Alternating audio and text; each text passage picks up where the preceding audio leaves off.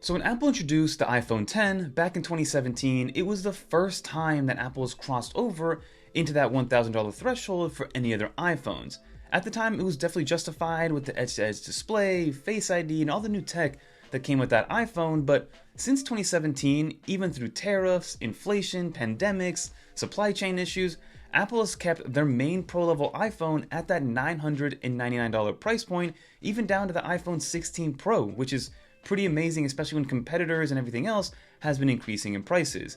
But this year might be the first year when Apple gives us a small price bump on all but one of their iPhones, and even though on paper it sounds annoying and it sounds bad, I really don't think it is that bad. So let's talk about it. But now, if you do enjoy videos where we keep you updated on all things Apple, and if you want to be on the know when it comes to all the new iPhone 17 stuff that's coming in the next couple weeks, definitely get subscribed to the channel because we got a lot of information and content coming down the pipeline. But now let's talk about what these new iPhone 17 phones are going to be priced at and why. So now to quickly contextualize and kind of show a price history of iPhones ever since 2007 with the original iPhone, we put together a quick graph to illustrate exactly what that has looked like over the years. Of course, when it originally released in 2007, it started at $499 and $599, and at the time, that was an insane number for a smartphone. This is back in the day where they were just handing out BlackBerries for free at carriers, and that $599 price point was fully subsidized already by the carriers, so again, it was insane and people thought that Apple was crazy for charging so much for a smartphone. But of course, Apple led the way, and more smartphone companies started to do the same thing. There was a weird price decrease between the iPhone 3GS all the way to the iPhone 7 lineup where things remained between $200 and $400, but then the price increases happened and we got to the iPhone 6, 7, 8, and then finally the iPhone 10.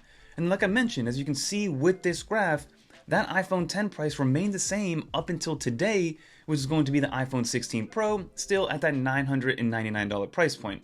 There were different variations and different entry points, but I'm kind of talking about that pro level model as kind of the middle ground of this price point staying the same for so long. But now, as I said, with the iPhone 17 lineup and the way that it's changing a little bit, and then Apple's future iterations of iPhones, the prices are going to change a little bit. But it's good to know that some of them are going to remain the same. For example, the regular iPhone 17, the base model, should remain the same at $799, and we've already discussed all the improvements that it's going to get. It's going to get ProMotion, it's going to have a better display, it's going to have a better front-facing camera, so there's going to be some nice incremental upgrades.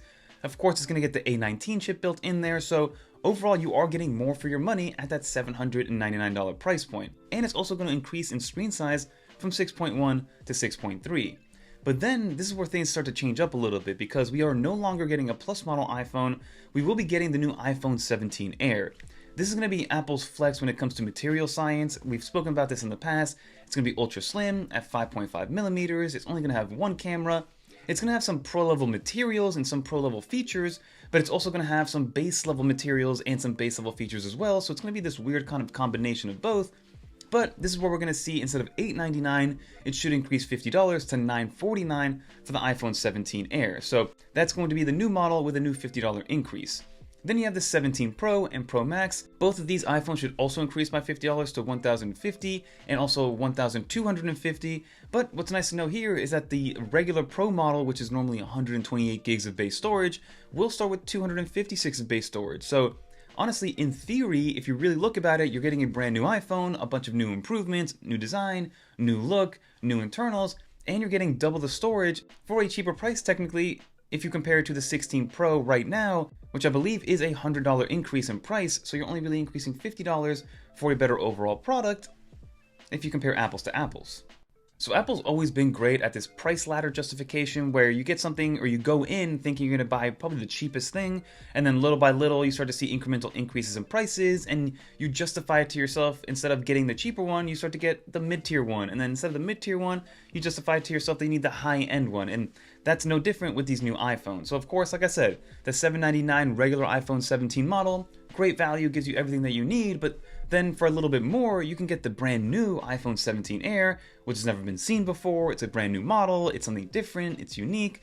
But then for a little bit more, you can get the Pro level model. It's got 3 cameras, ProMotion, the A19 Pro, and all these things that come with it. And then for a little bit more, you get a bigger display and better battery life, and things happen that way. So little by little, Apple can inch you going from $800 all the way to $1,250 without you even batting an eye. But I know that the real question to ask here is the price justified when it comes to all these iPhones?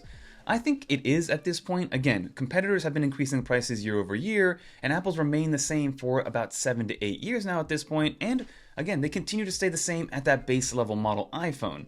But again, for a $50 price increase, if anything, the only one that isn't justified in my opinion is going to be the Pro Max getting increased $50 because you're just getting the normal year-over-year product upgrades. Yes, it's going to be a little bit different in terms of build quality, in terms of build materials, and in terms of getting new upgrades, but for the most part, it's still going to be the same Pro Max iPhone. So increasing it $50 to me isn't really justified. But when it comes to the iPhone 17 Air, that's a little bit justifiable for me because it's a brand new product. It's a brand new product category for them. It's kind of this thing where they don't really say that the selling point is the specs on paper, but the selling point is going to be the design, the materials, the new look, the new feel, the awe-dropping, inspiring thinness of the iPhone 17 Air. So increasing that $50 is a little bit easier to justify because it is a brand new product. And then with the regular 17 Pro, you're getting all the new bells and whistles and upgrades that you would year over year, but you're also increasing your storage by 2x when it comes to getting the 256 model as a base model for the iPhone 17 Pro. So that $50 to me is justified.